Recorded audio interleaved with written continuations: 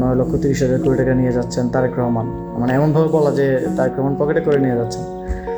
তাহলে এটা যেমন হাস্যকর এবং মানহানিকর শোনাবে, ঠিক একই রকম একটা স্টেটমেন্ট আজকে কুমিল্লা জেলা পরিষদের প্রশাসকের পক্ষ থেকে এসছে। আমি জানি না বিএনপি সব মূর্খ লোকজনকে কোথা থেকে ধরে নিয়ে আসে, যাদের বিন্দুমাত্র অ্যাডমিনিস্ট্রেশন নিয়ে ধারণা নেই, যাদের না আছে কোনো পড়াশোনা, প্রাতিষ্ঠানিক পড়াশোনা, যাদের না আছে কোনো ধরনের প্রাতিষ্ঠানিক বোঝাপড়া, বা জীবনে কখনো, মানে আপনারা তো দেখতে পেয়েছেন যে জেলা পরিষদের প্রশাসক কারা হয়েছে, সিটি কর্পোরেশনের প্রশাসক কারা হয়েছে, যারা নির্বাচনে পরাজিত হয়েছে কিংবা নমিনেশন বঞ্চিত ছিল, মানে যাদেরকে আপনি এমপি, জনগণ এমপি হিসেবে নির্বাচিত করে নাই, যাদেরকে জনগণ রিজেক্ট করেছে, যাদেরকে দল এমপি হিসেবে মনোনয়ন দেওয়ার জন্য যোগ্য মনে করে নাই, তাদেরকে জেলা পরিষদের প্রশাসক করা হয়েছে। এবং এই ধরনের লোকেরা এই ধরনের উল্টাপাল্টা কথাবার্তা এখন বলে বেড়াচ্ছে। তো এই বিষয়টা আমি একটু পরিষ্কার করা দরকার যে আসলে ঘটনাটা কি। আবার একটু ইনস্ট্যান্ট লাইভে আসতে হলো। একটা বিষয় একটু হয়তো আপনারা সবাই শিরোনামে দেখছেন বিভিন্ন জায়গায় যে 25 কোটি টাকা নিয়ে গেছে আসিফ মাহমুদ এবং হাসনাত আবদুল্লাহ, তার মধ্যে 15 কোটি নিয়ে গেছেন আসিফ মাহমুদ আর 10 কোটি নিয়ে গেছেন হাসনাত আবদুল্লাহ। তো শিরোনাম দেখে আবার সবাই একটু প্যারা খেতে পারেন যে 9,30,000 কোটি টাকা নিয়ে যাচ্ছেন তারেক রহমান, প্রধানমন্ত্রী তারেক রহমান। তো এটা অনেকটা এরকমই যে আগামীতে আমরা শুনছি যে বাজেট ধরা হবে, মানে প্রস্তাবিত বাজেটটা আসবে 9,30,000 কোটি টাকা। তো এটা তো বরাদ্দ, সরকার বরাদ্দ করছে যে সরকার এক বছরে এই বাজেট তারা খরচ করবে, এই নির্দিষ্ট কিছু খাতে তারা খরচ করবে। তো সেটা যদি এখন আমি বলি যে 9,30,000 কোটি টাকা নিয়ে যাচ্ছেন তারেক রহমান, মানে এমনভাবে বলা যে তারেক রহমান পকেটে করে নিয়ে যাচ্ছেন, তাহলে এটা যেমন হাস্যকর এবং মানহানিকর শোনাবে, ঠিক একই রকম একটা স্টেটমেন্ট আজকে কুমিল্লা জেলা পরিষদের প্রশাসকের পক্ষ থেকে এসছে। আমি জানি না বিএনপি সব মূর্খ লোকজনকে কোথা থেকে ধরে নিয়ে আসে, যাদের বিন্দুমাত্র অ্যাডমিনিস্ট্রেশন নিয়ে ধারণা নেই, যাদের না আছে কোনো পড়াশোনা, প্রাতিষ্ঠানিক পড়াশোনা, যাদের না আছে কোনো ধরনের প্রাতিষ্ঠানিক বোঝাপড়া, বা জীবনে কখনো, মানে আপনারা তো দেখতে পেয়েছেন যে জেলা পরিষদের প্রশাসক কারা হয়েছে, সিটি কর্পোরেশনের প্রশাসক কারা হয়েছে, যারা নির্বাচনে পরাজিত হয়েছে কিংবা নমিনেশন বঞ্চিত ছিল, মানে যাদেরকে আপনি এমপি, জনগণ এমপি হিসেবে নির্বাচিত করে নাই, যাদেরকে জনগণ রিজেক্ট করেছে, যাদেরকে দল এমপি হিসেবে মনোনয়ন দেওয়ার জন্য যোগ্য মনে করে নাই, তাদেরকে জেলা পরিষদের প্রশাসক করা হয়েছে। এবং এই ধরনের লোকেরা এই ধরনের উল্টাপাল্টা কথাবার্তা এখন বলে বেড়াচ্ছে। তো এই বিষয়টা আমি একটু পরিষ্কার করা দরকার যে আসলে ঘটনাটা কি। স্থানীয় সরকার বিভাগ, স্থানীয় সরকার উন্নয়ন এবং সমবায় মন্ত্রণালয়ের বাজেট এবার গত অর্থ বছরে, মানে যেই অর্থ বছরে আমরা এখন আছি আর কি, ছিল মোট হচ্ছে 42,000 থেকে 43,000 কোটি টাকার মতো, এবং বিগত অর্থ বছরে ছিল এটা প্রায় 50,000 কোটি টাকার মতো, 45,000 কোটি টাকার মতো। তো এই অর্থের মধ্যে একটা অংশ স্থানীয় সরকার বিভাগের একটা অংশ আছে বিশেষ বরাদ্দ, মানে এটা হচ্ছে বিশেষ বরাদ্দ। এটা যে কোনো স্থানীয় সরকার বিভাগের মন্ত্রী, সচিব, প্রতিমন্ত্রী, তারা যে উপজেলা পরিষদ, জেলা পরিষদ, সিটি কর্পোরেশন, পৌরসভা, ইউনিয়ন পরিষদ, যে কোনো জায়গায় বরাদ্দ দিতে পারেন। প্রয়োজন যদি তিনি অনুভব করেন যে এখানে এটা প্রয়োজন আছে বা কোনো প্রজেক্টের জন্য, সেটা বরাদ্দ দিতে পারেন। এর বাইরে তো সাধারণ বরাদ্দ আছেই। সাধারণ বরাদ্দটা সাধারণত প্রপোর্শনেটলি হচ্ছে ঠিক হয়ে থাকে। যেমন সাপোজ কুমিল্লা একটা জেলা, ফেনী একটা জেলা, কিন্তু কুমিল্লা জেলাতে উপজেলার পরিমাণ ফেনীর থেকে অনেক বেশি। তো কয়টা উপজেলা আছে, জনসংখ্যা কত, ভোটার সংখ্যা কত, সেটা বিবেচনায় যদি 10 কোটি টাকা থাকে তাহলে 7 কোটি টাকা কুমিল্লা, 3 কোটি টাকা ফেনীতে আসবে। এভাবে হচ্ছে সাধারণ বরাদ্দটা প্রপোর্শনেট রেশিও অনুযায়ী হচ্ছে বিভক্ত করা হয়। এবং এই সাধারণ বরাদ্দটা বরাদ্দের 5টা খাত টোটাল। এর মধ্যে একটা হচ্ছে জেলা পরিষদ, একটা পৌরসভা, একটা উপজেলা পরিষদ, একটা ইউনিয়ন পরিষদ, একটা হচ্ছে আমাদের সিটি কর্পোরেশন। তো এই 5 খাতে হচ্ছে চলে যায় আর কি। তো এটা হচ্ছে সাধারণ বরাদ্দ। এটা প্রতি বছরই নির্দিষ্ট বরাদ্দ থাকে, সেটা 4টা ধাপে আর কি, 3 মাস করে 4 কোয়ার্টারে এই টাকাটা অবমুক্ত করা হয়।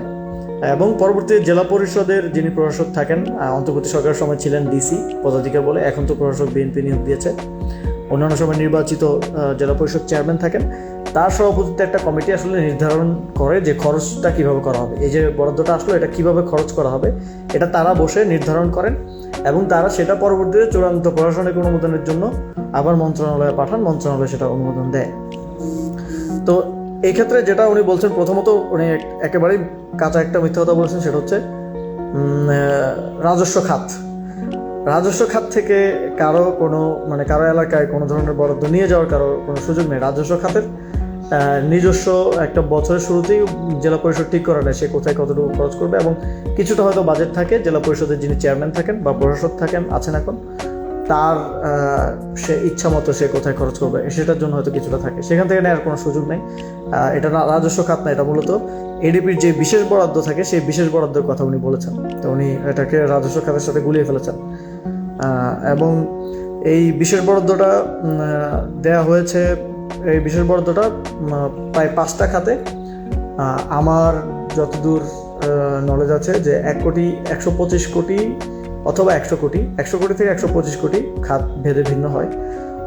এটা এই জেলা পরিষদ, উপজেলা পরিষদ, পৌরসভা, ইউনিয়ন পরিষদ এবং সিটি কর্পোরেশনের জন্য বরাদ্দ দেওয়ার এখতিয়ারটা মন্ত্রী অথবা প্রতিমন্ত্রী অথবা উপদেষ্টা যেই থাকেন দায়িত্বে তার হাতে থাকে, সেটা বরাদ্দ দিতে পারে।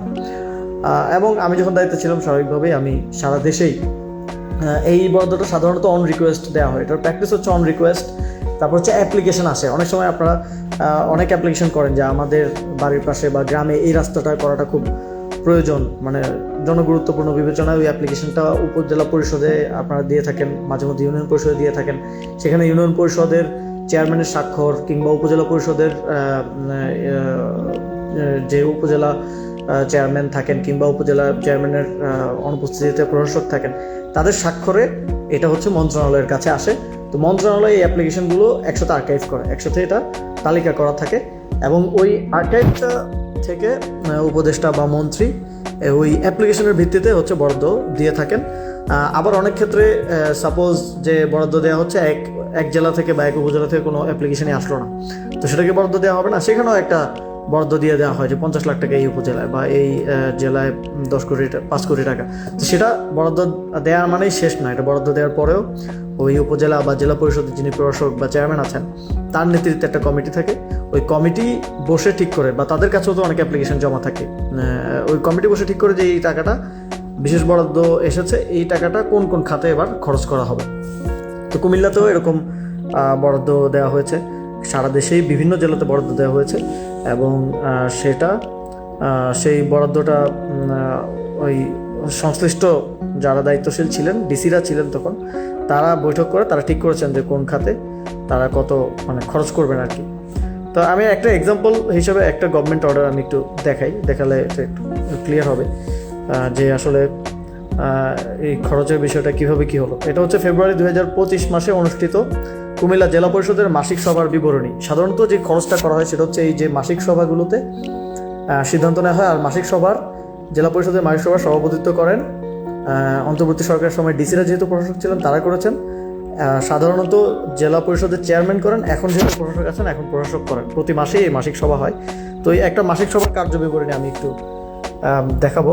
এটা ফেব্রুয়ারি 2025 মাসে অনুষ্ঠিত কুমিল্লা জেলা পরিষদের মাসিক সভার কার্য বিবরণী এবং এখানে ডিটেলস আছে যে উপস্থিতি তালিকা কারা কারা ছিলেন, আলোচ্যসূচি কী ছিল। আলোচ্যসূচিতে ছিল চলমান উন্নয়ন প্রকল্প বাস্তবায়ন অগ্রগতি পর্যালোচনা সংক্রান্ত বিষয়ে আলোচনার সিদ্ধান্ত। ওই যে ছোট ছোট কাজ থাকে উন্নয়ন প্রকল্প, সেগুলোর বাস্তবায়ন। তো এই যে 2024-25 অর্থ বছরের রাজস্ব তহবিলের আওতায় প্রকল্প বাছাই গ্রহণ সংক্রান্ত বিষয়ে আলোচনা ও সিদ্ধান্ত, রাজস্ব তহবিলের আওতায় কি কি প্রকল্প তারা নেবেন এটা নিয়ে বাছাই, এটাও ছিল একটা এই মিটিংয়ের এজেন্ডা। 2024-25 অর্থ বছরের এডিপি বিশেষ বরাদ্দের আওতায় প্রকল্প গ্রহণ সংক্রান্ত বিশেষ আলোচনা ও এটা আমাদের আলোচনার বিষয়। এই যে বিশেষ বরাদ্দের যে টাকাটা সেখানে ছিল, সেই টাকাটা কোন খাতে কোথায় খরচ হবে এটা নিয়ে এই বৈঠকে আলোচনা হয়েছে এবং কিছু সিদ্ধান্ত হয়েছে। তো এখানে কি কি কোন কোন বিষয়ে খরচ হয়েছে দেখেন। এখানে একটা সোলার লাইট স্থাপনের জন্য খরচ হয়েছে 1,14,00,000 টাকা খরচ হওয়ার, এই বরাদ্দ দেওয়ার সিদ্ধান্ত তারা নিয়েছেন। তাদেরকে মনে করেন কুমিল্লা জেলা পরিষদকে দেওয়া হলো সাপোজ 1 কোটি টাকা, তারা সিদ্ধান্ত নিলেন যে তারা এখান থেকে 10 কোটি টাকা, তারা সিদ্ধান্ত নিলেন যে 1,14,00,000 টাকা তারা সোলার লাইট স্থাপনের পেছনে ব্যয় করবেন। এটা ই টেন্ডারের মাধ্যমে তারা টেন্ডার করবেন, মানে এই মিটিংয়ে শুধু সিদ্ধান্ত হয়েছে, এই মিটিংয়ের পর তারা এটা টেন্ডার করেছেন। তারপরে কর্মহীন অসহায় ব্যক্তিদের কর্মসংস্থানের লক্ষ্যে 26 লক্ষ টাকা, অসহায় কর্মহীন ব্যক্তিদের কর্মসংস্থানের লক্ষ্যে 62 লক্ষ টাকা, 104টি বিদ্যালয় এবং 14টি কলেজে হয়তো কিছু আসবাবপত্র দিয়েছে, সেটা 23 লক্ষ টাকা।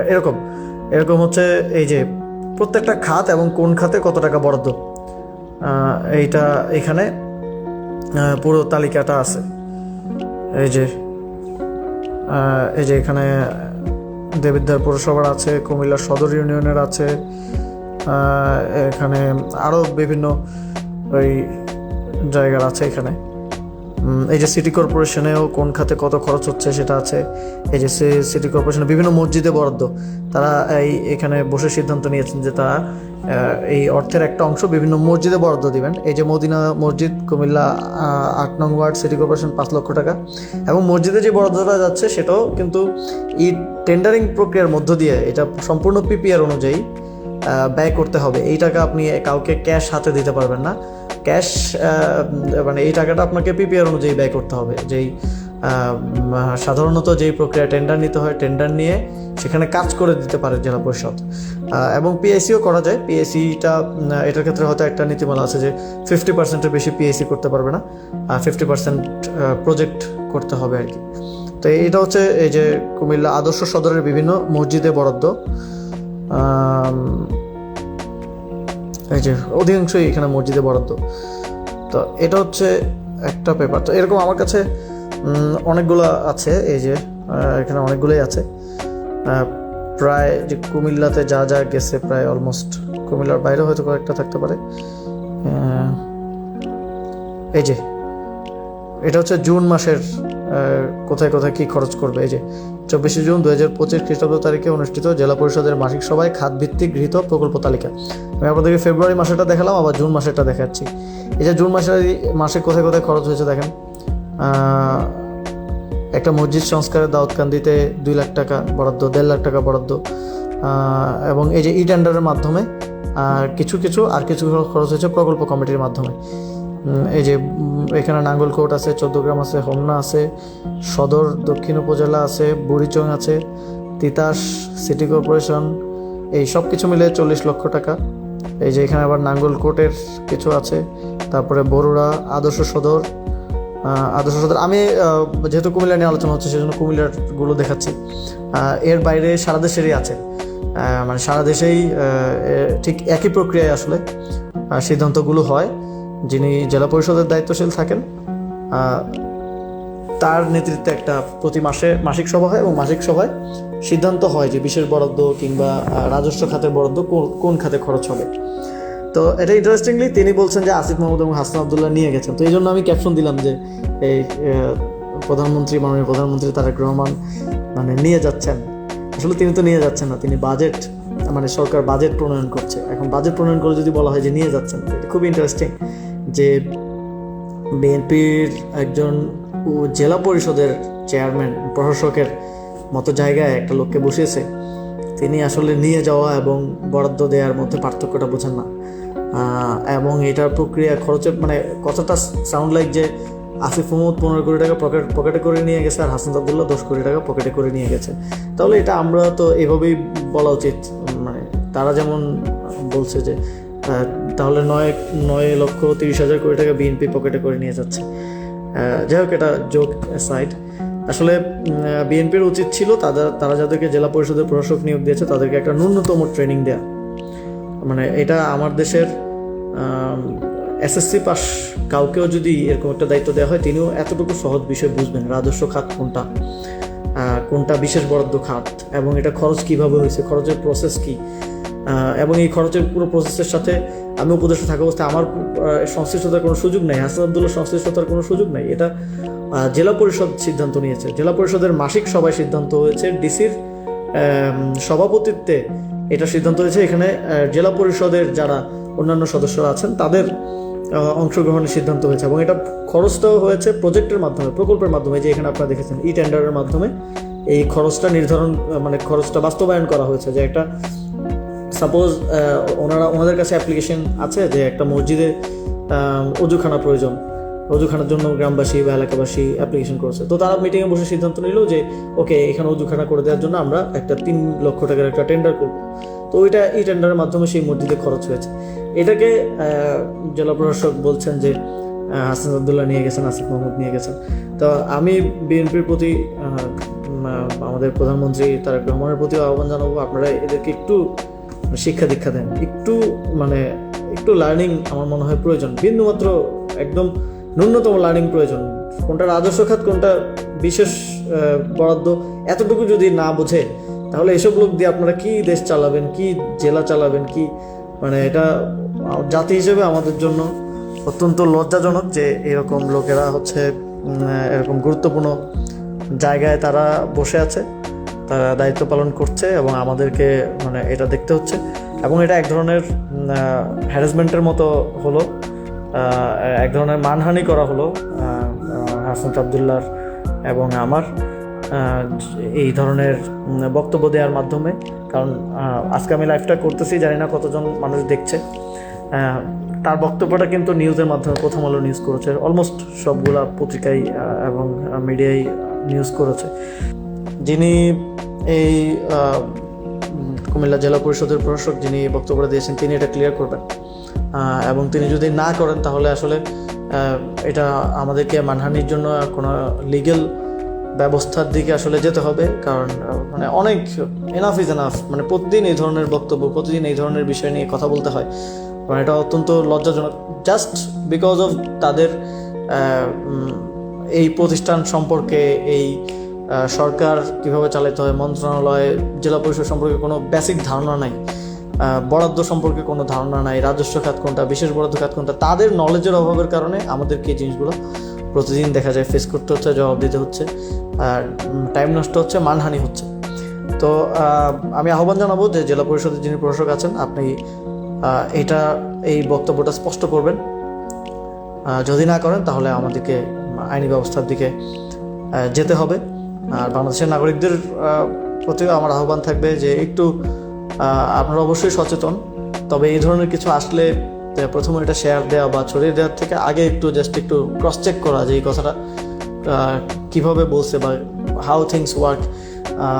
আর আমাদের দিক থেকেও চেষ্টা থাকবে সর্বোচ্চ স্বচ্ছতা, যেটা আমরা প্রথম থেকেই আমরা দেখিয়ে আসছি এবং সেটা আমরা রাখবো। এবং আমার জায়গা থেকে আমি এই জন্য এক্সপ্লেনেশনটা দেওয়া গুরুত্বপূর্ণ মনে করলাম, কারণ অনেকেই বিভ্রান্ত হচ্ছেন এই ধরনের বক্তব্যের পরে।